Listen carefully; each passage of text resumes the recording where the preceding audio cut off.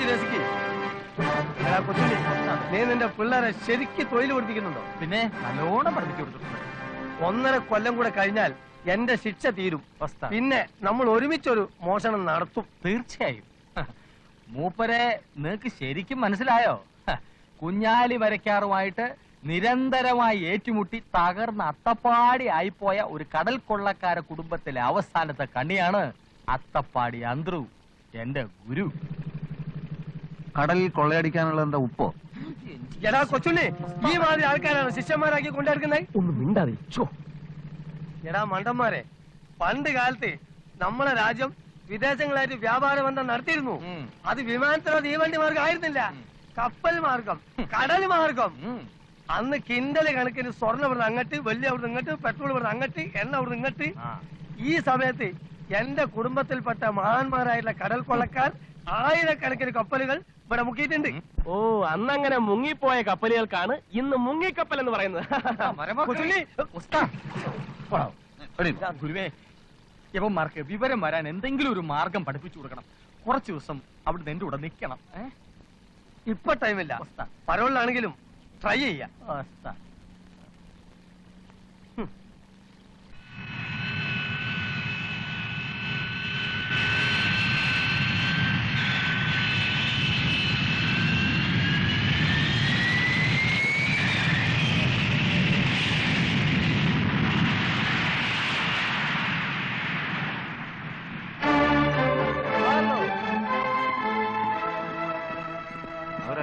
എനിക്കറിയില്ല.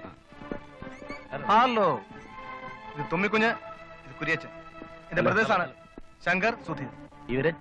ഇവർ നമ്മളുടെ കൊച്ചിൻ ഏജൻസാണ്. ഇത് PA മണക്കാട്. ഹലോ.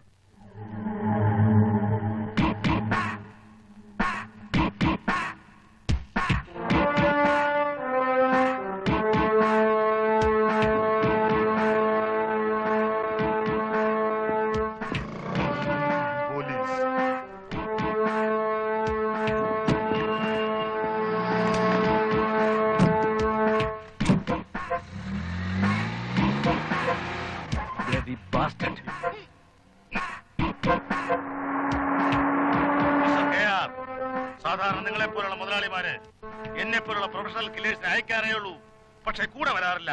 നിങ്ങളത് ചെയ്തു, അതും പട്ടാപ്പകൽ. നിങ്ങളുടെ ധൈര്യത്തെ ഞാൻ അഭിനന്ദിക്കുന്നു. തും ഏക് വീർ യോദ്ധ ഹൈ. അവരങ്ങനെ രക്ഷപ്പെടാൻ പോകുന്നില്ല. ഹമാരെ സിന്ദഗി കി സവാൽ ഹൈ. ഇന്ന് രാത്രി ഹോട്ടലിൽ വെച്ച് അവന്മാരുടെ കഥ ഞാൻ കഴിക്കും. എന്റെ കൂടെ വന്ന് നിങ്ങൾ ആ റിസ്ക് എടുക്കണമെന്നില്ല. കൂടെ വരുന്നത് റിസ്ക് എടുക്കാൻ അല്ലടോ കിൽറേ. വിക്രമന്റെ മക്കള് ചോരയിൽ പിടഞ്ഞ് മരിക്കുന്ന എനിക്ക് കാണണം. എടോ കിൽറേ, തനിക്കറിയാവോ, ഇന്ന് മദ്രാസിൽ കാണുന്ന അവന്റെ സാമ്രാജ്യം എല്ലാം എന്റേതും കൂടെയാ. ഈ കൊച്ചി കടപ്പുറത്ത് മച്ചുവാ തുഴഞ്ഞ് നടന്നവരാ ഞാനും വിക്രമനും. ഈ ബിസിനസ്സിൽ ഉയർച്ച ഉണ്ടായപ്പോഴൊക്കെ പപ്പാതിന്ന് അവൻ പറഞ്ഞിരുന്നു. ഞാനും അത് വിശ്വസിച്ചു. അവസാനം അവൻ എന്നെ ക്രൂരമായി വഞ്ചിച്ചു. എനിക്കത് മറക്കാൻ കഴിയുന്നില്ല. നിങ്ങളെപ്പോലുള്ള വലിയ വലിയ മുതലാളിമാരുടെ പ്രതികാര ബുദ്ധിയാണ് ഞങ്ങളെപ്പോലുള്ള പാവപ്പെട്ട പ്രൊഫഷണൽ കില്ലേഴ്സിന്റെ ചോറ്. ദൈവം കൊടുക്കുന്ന ജീവൻ നശിപ്പിക്കാൻ മനുഷ്യന് അവകാശമില്ല സാർ. എങ്ങനെ? കൊല്ലും കൊലയും അല്ലാതെ ഇതിന് വേറൊരു പരിഹാരം ഇല്ലെന്നാണോ? നിർത്തടാ, നീ നിന്റെ നിലയ്ക്ക് നിന്നാ മതി.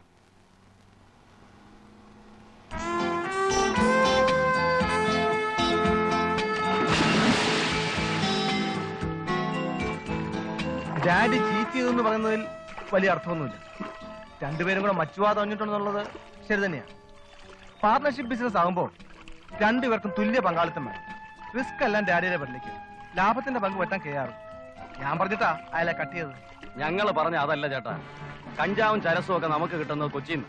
കൊച്ചി ഒഴിവായിക്കൊണ്ടൊരു പ്രവർത്തനം നമുക്ക് പറ്റില്ല. അപ്പൊ ആവശ്യമില്ല ഒരു ശത്രു ഉണ്ടായാൽ അത് നല്ലതല്ലോ. ആര്? കെയാറോ? അവനത്ര പ്രബലനാണെങ്കിൽ ഡാഡി അങ്ങനെ ഈസി ആയിട്ട് അവനെ കട്ട് ചെയ്തു. ആ, വരുന്നിടത്ത് വെച്ച് കാണാം.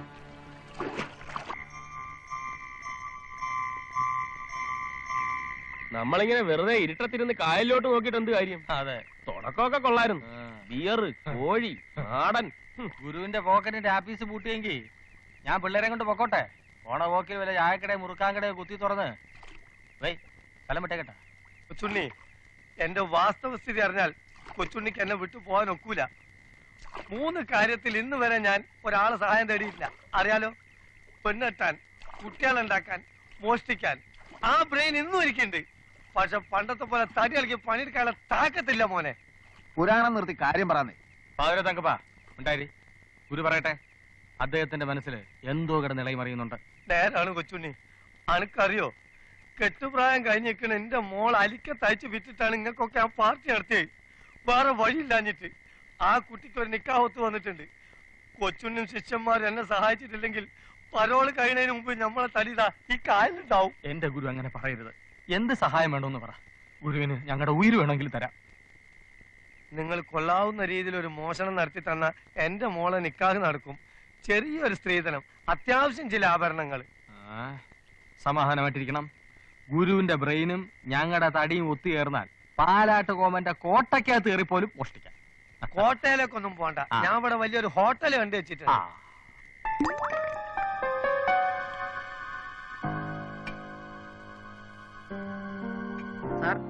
സാറിനെ കാണാൻ ഒരാൾ വന്ന് വെയിറ്റ് ചെയ്യുന്നു. ആരാ?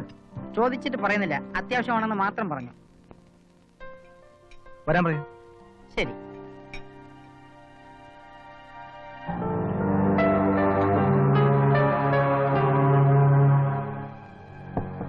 എന്താ? ഞാൻ കെയറിന്റെ ഡ്രൈവറാണ്. ഒരു കാര്യം പറയാനുണ്ട്.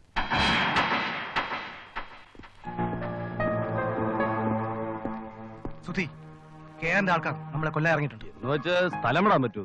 വിക്രമന്റെ മക്കൾ അത്ര പേടിതൊണ്ടമാരല്ലെന്ന് കെയറിനൊന്ന് മനസ്സിലാക്കണം.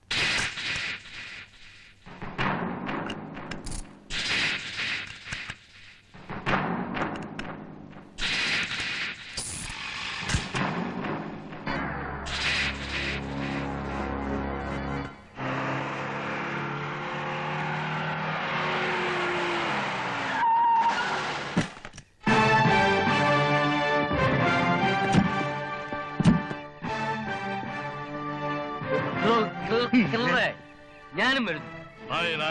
I want to see the dead bodies. നിങ്ങൾ ഈ കോലത്തിൽ വന്നാൽ ആകെ കുളമാവും.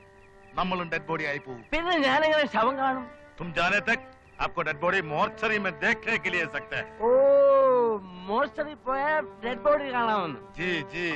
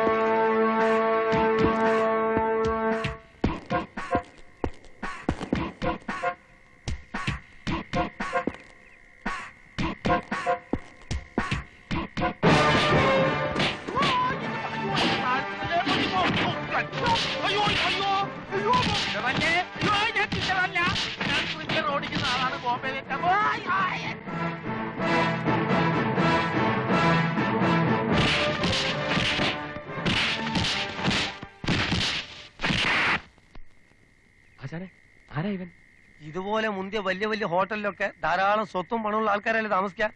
അവിടെ ഇങ്ങനത്തെ തോക്കരയിലെ കാവൽക്കാരുണ്ടാവും. അല്ല ശാനെ, ഇവ മാത്രമേ കാണോ അല്ല ഇതുപോലെ വേറെ ആൾക്കാരുണ്ടാവോ? ഉണ്ടെങ്കിൽ എന്ത്, എത്ര ആളുടെങ്കിലും നമുക്ക് കൈകാര്യം ചെയ്യാനല്ലുള്ളൂ. ധൈര്യമായിട്ട് വരി. ധൈര്യം പുരുഷ ലക്ഷണം. പോ.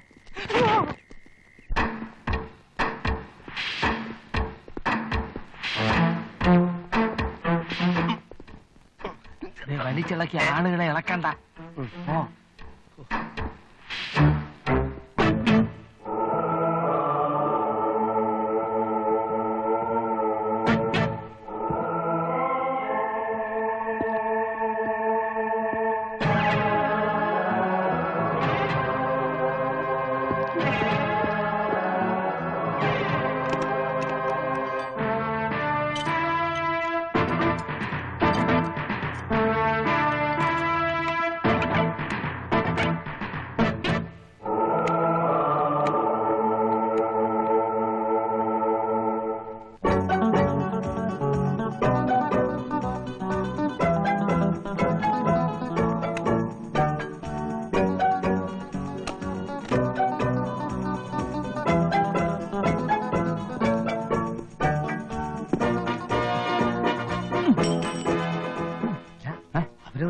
അവരെവിടെയെങ്കിലും പോട്ടെയോ? അയ്യോ, അവരെങ്ങനെ പോകാൻ പറ്റൂ?